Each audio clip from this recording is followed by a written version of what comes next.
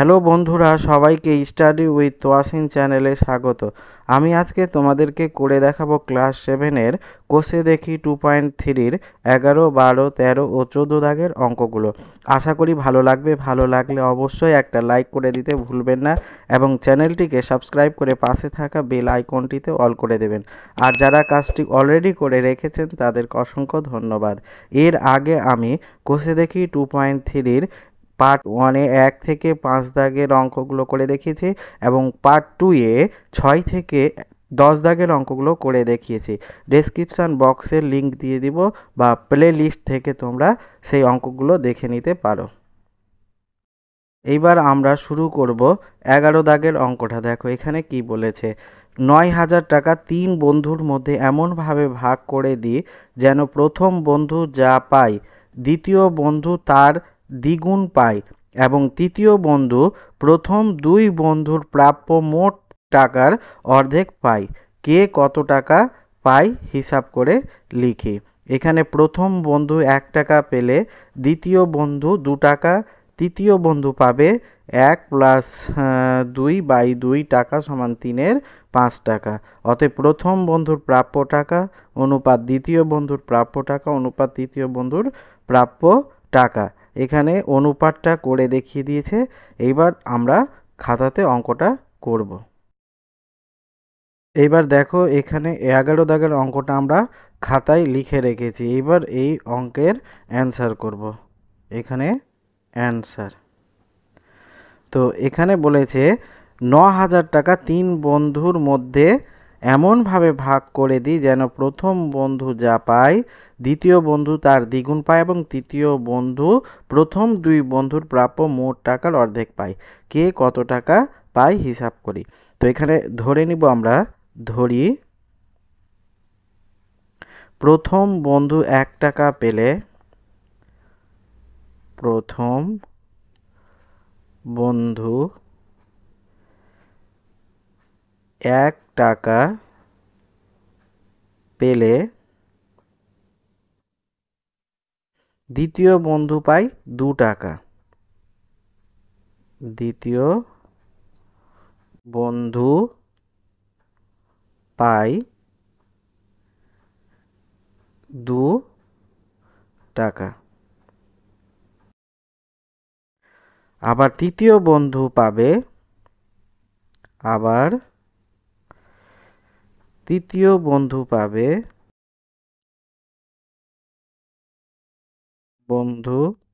পাবে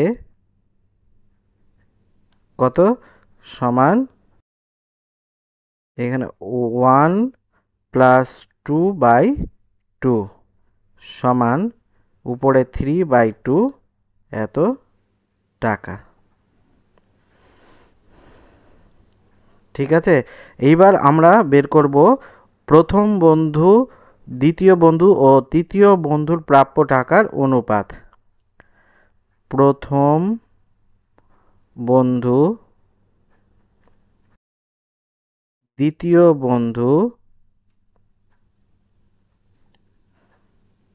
বন্ধু ও তৃতীয় বন্ধুর প্রাপ্য টাকার অনুপাত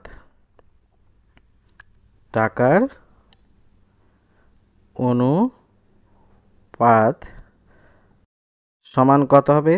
প্রথম বন্ধু 1 টাকা পেয়েছে, দ্বিতীয় বন্ধু 2 টাকা আর তৃতীয় বন্ধু পেয়েছে 3-এর 2 টাকা।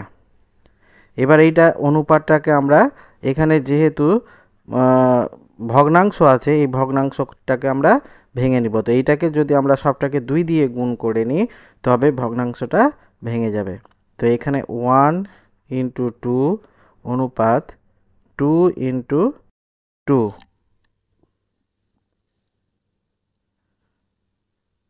অনুপাত 3/2 × 2। এবার এটাকে যদি আমরা হিসাব করি তো এখানে 2 অনুপাত 2 দুনে 4 অনুপাত এটা 2, এটা 2 কেটে গেল, এখানে 3। ঠিক আছে, এইবার আমাদেরকে বের করতে হবে প্রথম বন্ধুর প্রাপ্য টাকার আনুপাতিক ভাগহার। প্রথম বন্ধুর প্রাপ্য টাকার আনুপাতিক ভাগহার।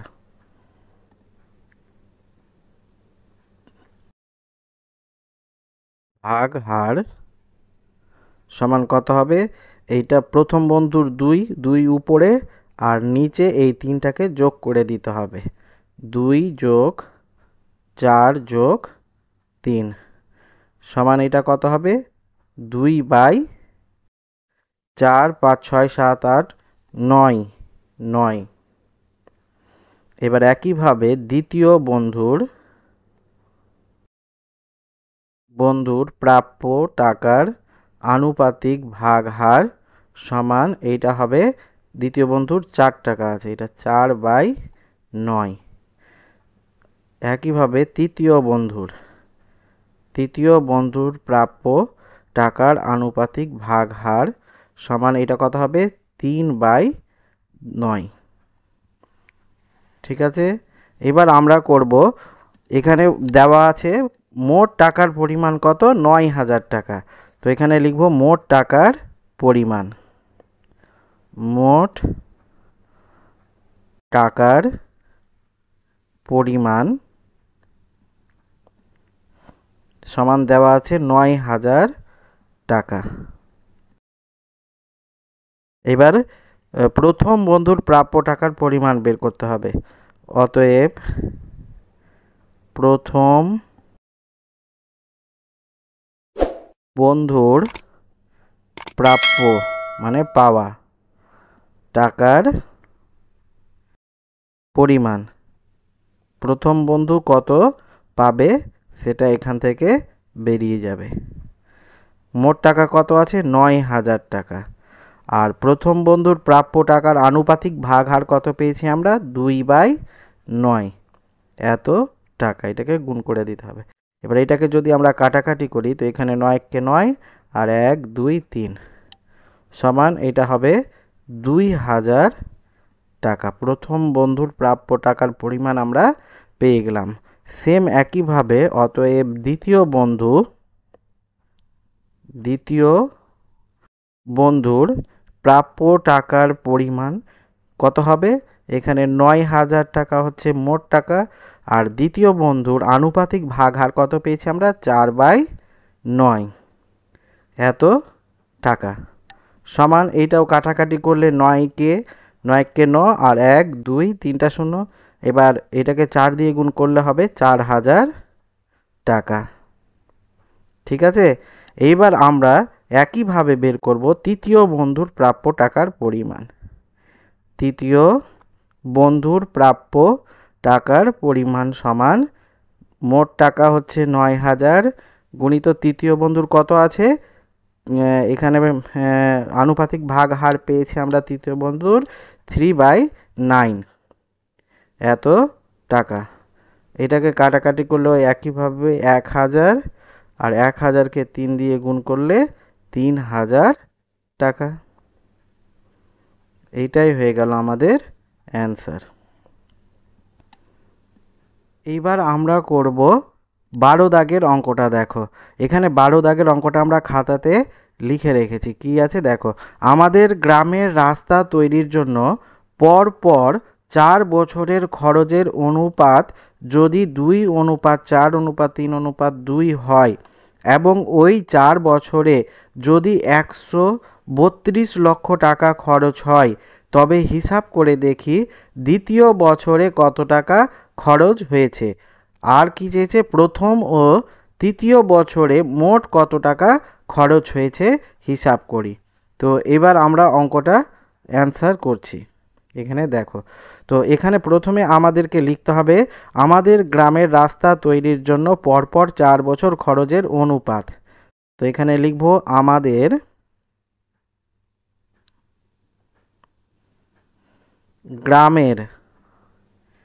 গ্রামের রাস্তা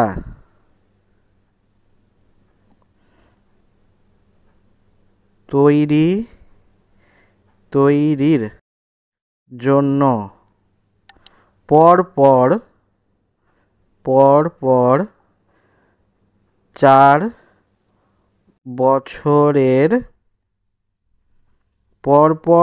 বছরের খরচের অনুপাত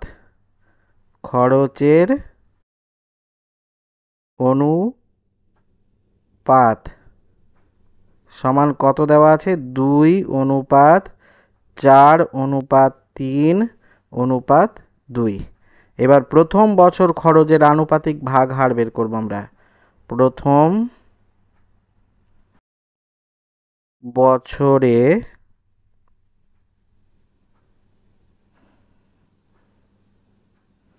খরচের আনুপাতিক ভাগ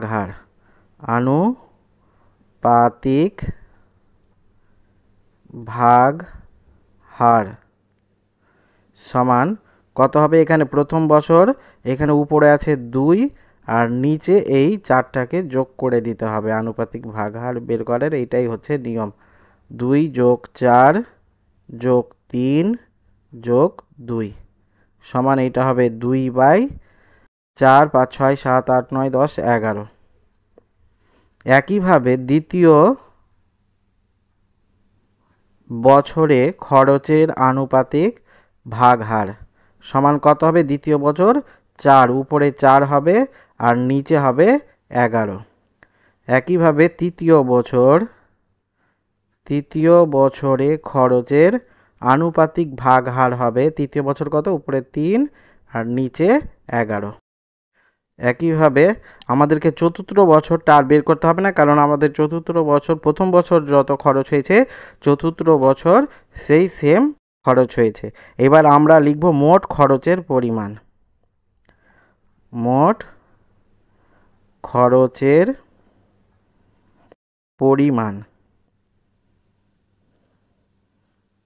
পরিমাণ সমান কত দেওয়া আছে? 132 লক্ষ টাকা। এবার এখান থেকে আমরা বের করব দ্বিতীয় বছর খরচ কত হয়েছে সেটা বের করতে বলেছে। তো এখানে আমরা লিখব দ্বিতীয় বছর খরচ হয়েছে। দ্বিতীয় বছর খরচ হয়েছে সমান মোট খরচের পরিমাণ হচ্ছে 132 লক্ষ টাকা গুণিত এখানে দ্বিতীয় বছরের আনুপাতিক ভাগ হার কত আছে? 4/11 এত টাকা। তো এখান থেকে আমরা যদি কাটাকাটি করি এটা 11 দিয়ে, তো এখানে হবে 11কে 11 আর 11 দুনে 22 সমান 12কে 12, 12 দুনে 24, 3 12 36, 4 12 48 লক্ষ। এখানে লক্ষ হবে 48 লক্ষ টাকা। এবার আমাদেরকে কি বলেছে? এখানে বলেছে কি প্রথম ও তৃতীয় বছরে মোট কত টাকা খরচ হয়েছে। তো আমাদেরকে প্রথম আর তৃতীয় বছরের খরচের পরিমাণটা আগে বের করতে হবে। তো এখানে লিখব অতএব প্রথম বছর খরচের পরিমাণ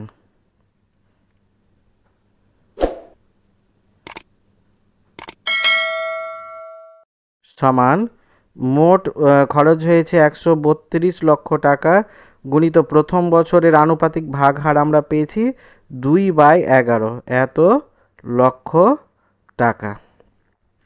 এটা একইভাবে কাটাকাটি করলে হবে 11কে 11, 11 দুনে 22 সমান 12কে 12, 12 দুনে 24 লক্ষ টাকা।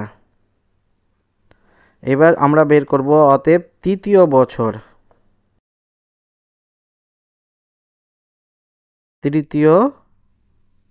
বছর খরচের পরিমাণ সমান 132 গুণিত তৃতীয় বছর কত হয়েছে? 3/11 এত লক্ষ টাকা। এবার এটা কাটাকাটি করলে ওই 11কে 11, 11 দুনে 22 সমান 12 × 3 = 36 লক্ষ টাকা। এবার আমাদেরকে এখানে বলেছে প্রথম ও তৃতীয় বছরে মোট কত টাকা খরচ হয়েছে। অতএব এখানে আমরা লিখব প্রথম ও তৃতীয়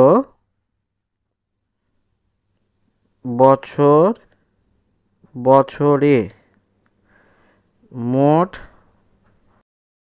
খরচ হয়েছে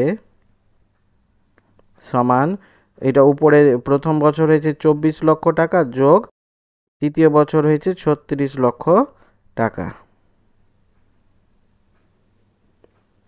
এই দুটাকে যোগ করলে হবে 6 আর 4 10, 10 এর শূন্য হাতে থাকলো 1, 3 3 6, 60 লক্ষ টাকা। এইটাই হয়ে গেল অ্যান্সার। এইবার দেখো 13 দাগের অঙ্কটা আমরা খাতায় লিখে রেখেছি। বলছে বিনয়বাবু তার অবসর গ্রহণের সময়ে এককালীন 1,96,150 টাকা পেলেন। তিনি 20,000 টাকা বিদ্যালয়ের গ্রন্থাগারে দান করলেন এবং বাকি টাকা তিনি তার স্ত্রী, পুত্র ও কন্যার মধ্যে 5:4:4 অনুপাতে ভাগ করে দিলেন। হিসাব করে দেখি তিনি কাকে কত টাকা দিলেন। তো এবার আমরা এটার অ্যান্সার করব। প্রথমে আমরা লিখব বিনয় বাবুর অবসর গ্রহণের সময় এককালীন পাওয়া টাকার পরিমাণ। বিনয় বাবুর অবসর গ্রহণের সময়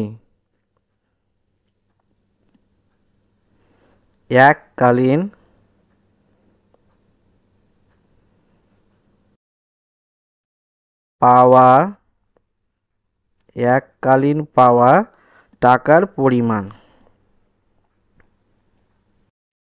টাকার পরিমাণ।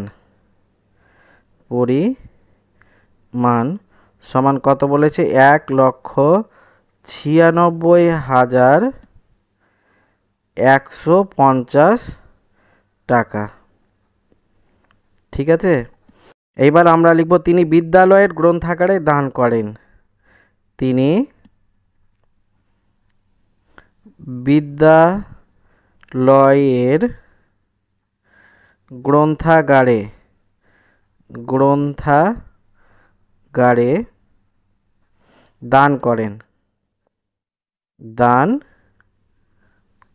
করেন সমান কত টাকা? 20,000 টাকা। 20,000 টাকা। এইবার অতএব বাকি থাকে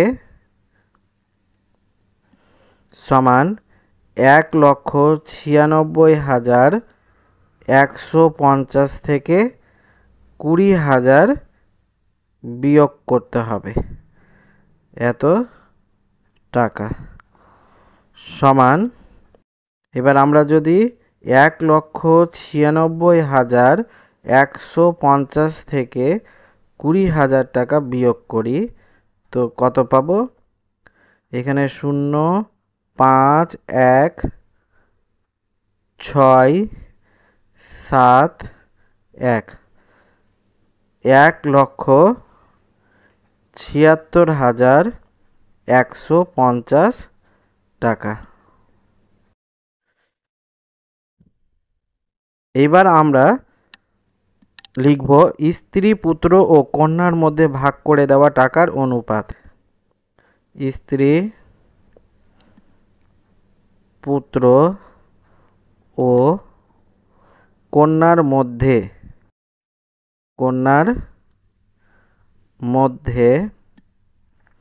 ভাগ করে দেওয়া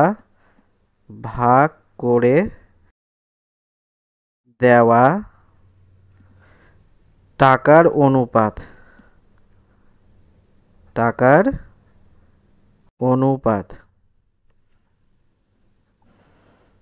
সমান কত হবে? দেওয়া আছে 5:4:4।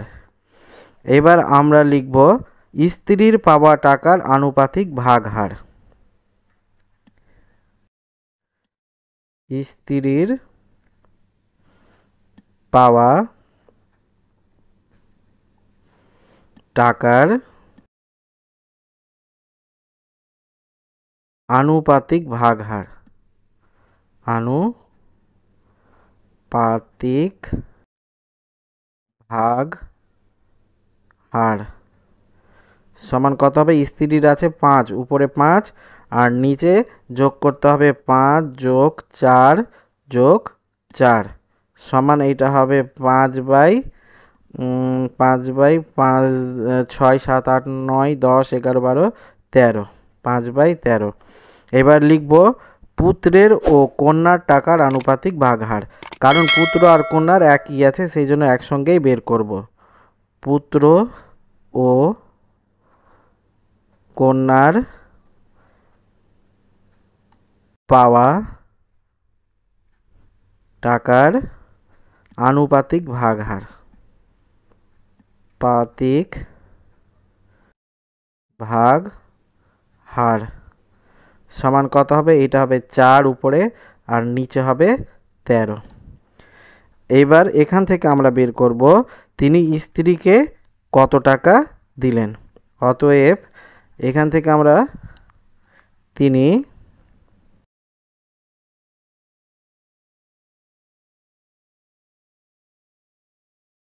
স্ত্রীকে দিলেন সমান বাকি টাকাটা কত ছিল? এখানে ছিল 1,76,150 টাকা গুণিত এর সাথে হবে উপরে 5 নিচে 13 এত টাকা। এইবার আমরা এখানে এটা 13কে একবারে ভাগ করে দেখি কত হচ্ছে। 1,76,150কে 13 দিয়ে ভাগ করব। তো 13 দিয়ে ভাগ করলে একবারই যাবে, এখানে 13কে 13। এইবার এখানে 7 থেকে 3 বার 4, উপর থেকে 6 নামলো। 13কে 13, 13 26, 3 13 39, 3 বার এখানে হবে 39। এবার এটা বিয়োগ করলে হবে 7, হাতে থাকলো 1 0। তো এবার উপর থেকে 1 নামলো। এবার 5 13 65। আবার 11 থেকে 5 বাদ দিলে এখানে হবে 6, হাতে থাকলো 1 0, উপর থেকে 5 নামলো। এবার 5 দিয়ে মিলে গেল 5 13 65 আর এই শূন্যটা এখানে বসে গেল। তো এটাকে 13 দিয়ে একবারে ভাগ করে আমরা পেলাম 13,550 টাকা। এইবার এই 13,550কে 5 দিয়ে গুণ করতে হবে।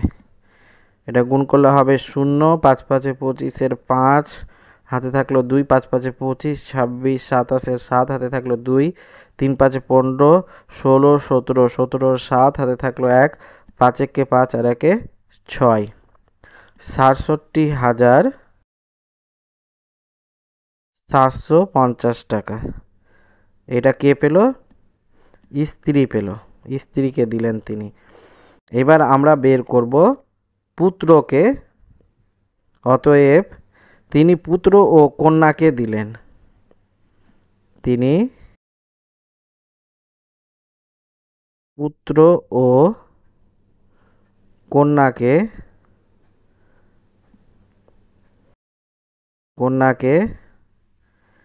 দিলেন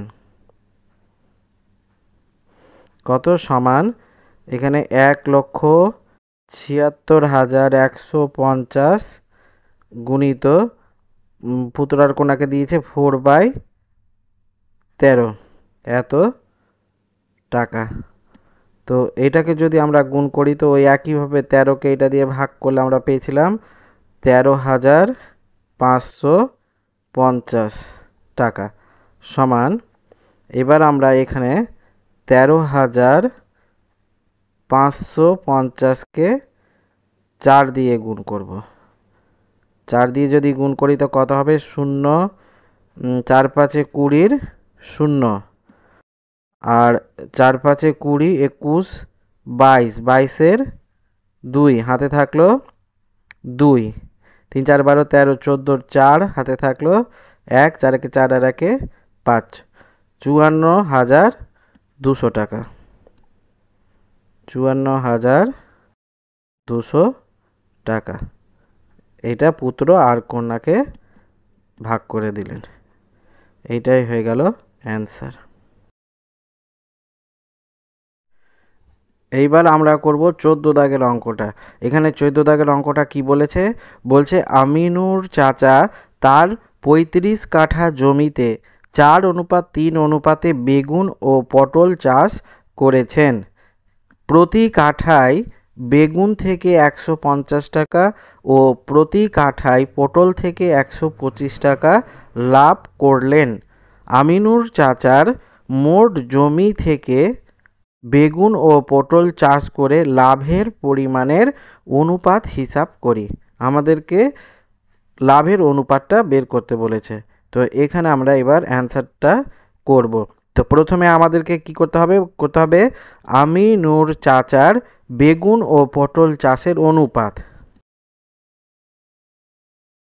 আমিনুর চাচার বেগুন ও পটল চাষের অনুপাত। কত জমিতে চাষ করেছে ওটার অনুপাতটা আমরা লিখব। এখানে 4:3 অনুপাতে ও বেগুন ও পটল চাষ করেছে। এবার বেগুন চাষের আনুপাতিক ভাগ বের করব। বেগুন চাষের আনুপাতিক ভাগ হার। আনুপাতিক ভাগ হার সমান, এটা বেগুন চাষ কত আছে? উপরে 4 আর নিচে হবে 4 যোগ 3 সমান 4/4 5 6 7। এবার পটল চাষের আনুপাতিক ভাগ হার সমান, এটা হবে উপরে আছে 3 আর নিচে হবে 7। এইবার আমাদেরকে বের করতে হবে, এখানে প্রথমে লিখতে হবে আমিনুর চাচার মোট জমির পরিমাণ। আমিনুর চাচার মোট জমির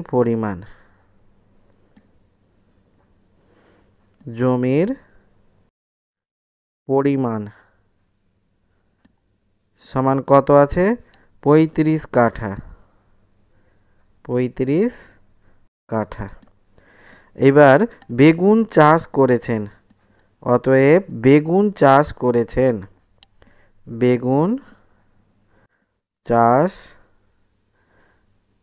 করেছেন সমান মোট জমি হচ্ছে 35 কাঠা আর বেগুন চাষের আনুপাতিক ভাগ হার পেয়েছি আমরা 4/7 এত কাঠাই সমান, এটা কাটাকাটি করলে 5 7 35, 5 আর 4 5 20 কাঠাই বেগুন চাষ করেছে।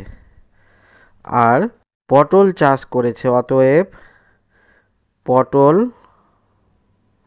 চাষ করেছেন সমান, এখানে 35 মোট জমির পরিমাণ 35 আর পটল চাষের আনুপাতিক ভাগ আর আছে 3/7 এত কাঠাই। এবার এটা 5 7 35, 5 3 5 15 কাঠাই 15 কাঠাই পটল চাষ করেছেন।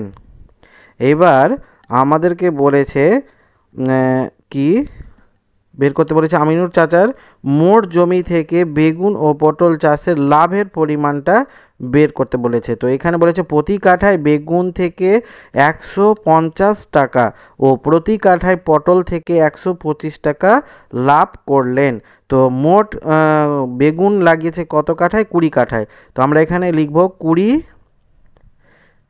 কাঠা বেগুন চাষ করে লাভ করেন। বেগুন চাষ করে লাভ করেন সমান 1 কাঠাতে 150 টাকা লাভ করছে। তো এখানে 20 কাঠা আছে, তো 20 দিয়ে গুণ করে দিতে হবে এত টাকা সমান এটাকে যদি 20 দিয়ে গুণ করি 15 দুনে 30 আর দুটা শূন্য বসে যাবে এখানে, এত টাকা 3000 টাকা। এবার আমরা মোট পটল লাগিয়েছিল কত কাঠায়? 15 কাঠায়। 15 কাঠা পটল চাষ করে লাভ করেন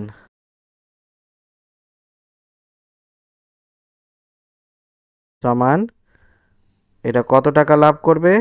এখানে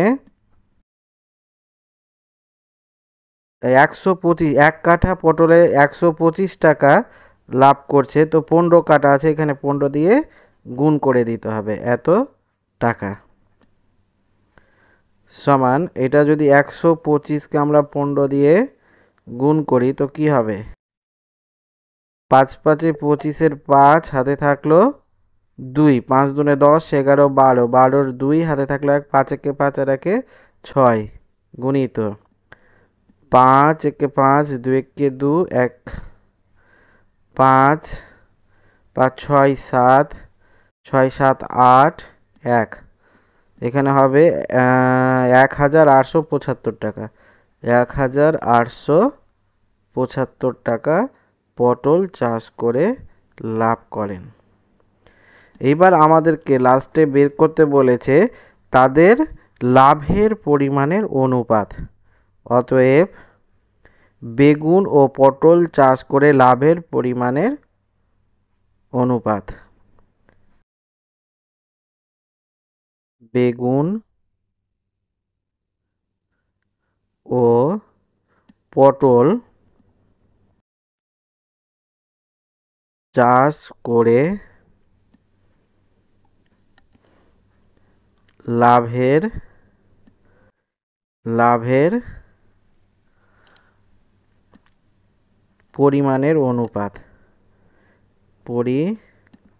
পরিমাণের অনুপাত।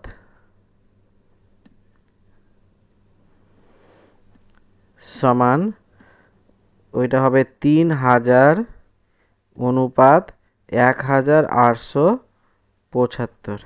এটা এখানে 5 আছে, তো এখানে 5 দিয়ে যদি আমরা ভাগ করি তো 5 6 30 আর দুটা শূন্য অনুপাত এখানে 5 3 5 15, 5 7 35, 5 5 25 সমান আবার এটাকে যদি 5 দিয়ে ভাগ করি তো 5 12 60 আর শূন্য আর এটা হয়ে যাবে 5 7 35 আর 5 5 25 সমান এটা আবার 5 দিয়ে গেলে 5 দুনে 10, 4 5 20 অনুপাত এটা 5 15 75 সমান এটাকে যদি আমরা 3 দিয়ে ভাগ করি 3 8 24 আর 3 5 15 এইটাই হয়ে গেল অ্যান্সার।